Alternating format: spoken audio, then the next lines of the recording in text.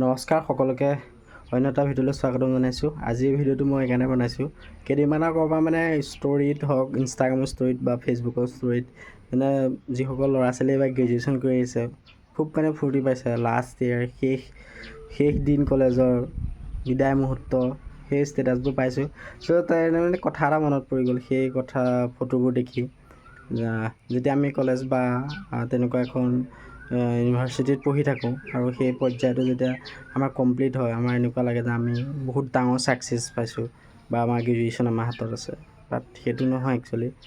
আমি যেতিয়া আজিৰ যুগটো মানে এনেকুৱা হৈছে, যেতিয়া আপোনাৰ ইনকাম চ'ৰ্চ বা আপুনি নিজৰ ওপৰত ডিপেণ্ডেণ্ট নহয় তেতিয়ালৈকে আপুনি ছাকচেছফুল নহয়। বাট সেই ডিগ্ৰীটো লওঁতে আপোনাৰ যথেষ্ট কষ্ট হৈছে।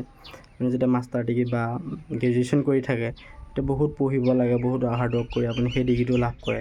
কিন্তু আজিকালি ছ'চাইটিয়ে সেইবোৰ নাচায়। আপুনি কিমান পঢ়া মেটাৰ নকৰে, বাট আপুনি কিমান পইচা ঘটে সেইটো বস্তু ইম্পৰ্টেণ্ট হয়। বিশেষকৈ ল'ৰাৰ ক্ষেত্ৰত কৈছোঁ, ছোৱালী এজনীকতো মানে কোনোবা এটা ল'ৰাই চম্ভালি ল'বই বা তেওঁৰ ফালে থাকিবই।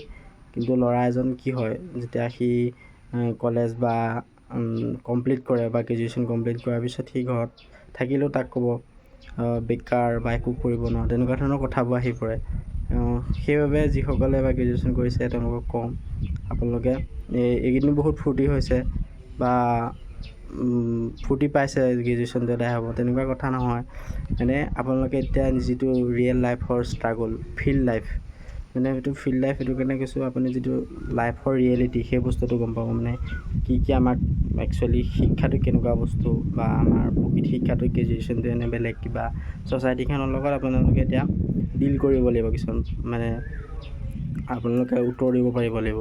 সেই বস্তুৰ কাৰণে যুঁজিবলৈ হ'লে এতিয়াৰ পৰা আপুনি প্ৰিপেৰেশ্যন কৰিব লাগিব। আৰু এতিয়া নহয়, আপুনি যদি ৰিচেণ্টলি বা ছেমিষ্টাৰ এক্সাম দিব গ্ৰেজুৱেশ্যনৰ বা মাষ্টাৰ ডিগ্ৰী আপুনি লাষ্ট ছেমৰ যেতিয়া এক্সামটো আমি দিওঁ তেতিয়াৰ পৰা যদি আমি এই বস্তুবোৰ যদি প্ৰিপেৰেশ্যন মাইণ্ডছেটত আহে, আমি কিবা এটা কৰিবই লাগিব।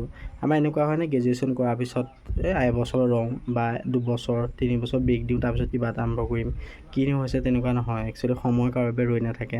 আপুনি যদি এতিয়া এই বছৰত বা গ্ৰেজুৱেশ্যন কৰিছে তেন্তে প্ৰিপেৰেশ্যন কৰক যিকোনো কম্পিটিটিভ এক্সামৰ বাবে। আপুনি আসাম গভৰ্ণমেণ্টৰ, ষ্টেট গভৰ্ণমেণ্টৰ জবৰ বাবেই নহয়, আমাৰ অসম তথা ভাৰতৰ লেভেলত যিবোৰ এক্সাম হয় সেইবোৰ দিয়ক। APSCৰ বাবে প্ৰিপেৰেশ্যন কৰিব পাৰে, UPSCৰ বাবে প্ৰিপেৰেশ্যন কৰিব পাৰে, CGL, SSC, GD সেই বস্তুবোৰ মানে যাওক। অকল আমাৰ আসাম পুলিচ বা তেনেকুৱা ধৰণৰ যিবোৰ আমাৰ আসাম গভৰ্ণমেণ্টৰ জবৰ বাবে ৰৈ নাথাকিব। চেণ্ট্ৰেলত তেনেকুৱা ভেকেঞ্চি বহুত হাজাৰ ওলায়, কিন্তু আমাৰ আসাম ষ্টেটে হওক বা ষ্টেটত ভেকেঞ্চিবোৰ কম ওলায়। সেইবাবে আপুনি ইয়াত কম্পিটিশ্যনটো বহুত বেছি। আপোনালোকে যদি গ্ৰেজুৱেশ্যন কমপ্লিট কৰিছে তেন্তে CGL এক্সাম সেইবোৰ দিয়ক। আপোনালোকে চবেই জানে, মই কৈছোঁ যিসকলে মানে নাজানে, বহুত ল'ৰা ছোৱালী আছে কেৱল মানে ডিগ্ৰীটোহে থাকে তেওঁলোকৰ ওচৰত, ইমানো মানে যিটো আপোনাৰ পিছৰ পৰ্যায় সেই পৰ্যায়টো ভাবিবলৈ বহুতৰ সময় নাথাকে বা সেইটো তেওঁলোকৰ মনলৈ নাহে। কিন্তু আপোনালোকে যিসকল মানে এটা মধ্যবিত্ত চাম, মানে মধ্যবিত্ত শ্ৰেণী যিসকল যুৱক যুৱতী বা যিসকলে এইবাৰ গ্ৰেজুৱেশ্যন দিছে, তেওঁলোকৰ মাথাত এটাই মানে ব্ৰেইনত আহি থাকে, ডিগ্ৰীটো কৰি কি কৰিম, ডিগ্ৰীটো হোৱাৰ পিছত মই কেনেকৈ সমাজত বা নিজকে প্ৰতিষ্ঠিত কৰিম, তেনেকুৱা চিন্তাবোৰ আহে। সেইবাবে যিসকল মানে লাইফটোৰ প্ৰতি অলপ চিৰিয়াছ, এতিয়াই চিৰিয়াছ হওক। আপুনি যদি গ্ৰেজুৱেশ্যনৰ এবাৰ 6 ছেমিষ্টাৰ মানে এক্সাম হ'বলৈ গৈ আছে আৰু সেই এক্সামৰ শেষ হোৱাৰ পিছতে আপোনালোকে মানে ভালকৈ কোনোবা এটা কম্পিটিটিভ এক্সামৰ বাবে নিজকে প্ৰস্তুতি কৰিবলৈ আৰম্ভ কৰি দিয়ক। আৰু চাব আৰু 2 বছৰ 3 বছৰ কষ্ট হ'ব, তাৰপিছত আপুনি ছাকচেছ পাব।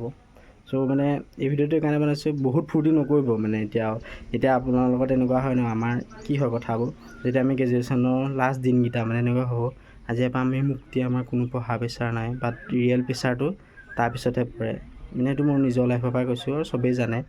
আৰু সেইবাবে কৈছোঁ, আপোনালোকে সেই দিনকেইটাত যি বন্ধু বান্ধৱী পাইছে আৰু কিমান দিন থাকিব, আপোনাৰ খুব বেছি এমাহ 2 মাহ কণ্টেক্ট থাকিব। তই মোৰ লগত কণ্টেক্ট কৰিবি, তই মোৰ লগতে থাকিবি, আমি আগৰ দৰে আছোঁ, তেনেকুৱা কনচেপ্টবোৰ একেবাৰে জিৰ', মানে নিগেটিভ, নাথিং, মানে একো নাই সেইবোৰ। আৰু আপোনাৰ 6 মাহৰ পিছত চবেই পাহৰি যাব, নিজৰ লাইফত ব্যস্ত, কোনোবাই কিবা কৰি আছে, আপুনি ক'ত আছে। সেইটো কাৰণে নিজৰ অস্তিত্বটো বজাই ৰাখিবলৈ হ'লে আপুনি নিজকে প্ৰতিষ্ঠিত কৰিব লাগিব প্ৰথম, নহ'বা আপুনি হেৰাই যাব। আপুনি যিমানেই ভাল ফ্ৰেণ্ডছ নাথাকে, ধৰি লওক আপুনি এতিয়া গ্ৰেজুৱেশ্যন কৰি আছে, এণ্ট্ৰেঞ্চৰ বাবে যদি এই মাষ্টাৰ ডিগ্ৰী ছিট ল'ম বুলি যদি ছিট নাপায়, আপোনাৰ লগৰটোৱে যদি ছিটটো পায় আপোনাৰ ঠাইত, সেই লগৰটোৰ ফ্ৰেণ্ড চাৰ্কলটো বেছি হ'ব, আপোনাক পাহৰি যাব, নতুন ফ্ৰেণ্ডছ পাব। চ' নতুন পালে পুৰণি পাহৰি যোৱাটো এটা অভ্যাস মানুহৰ নেচাৰ।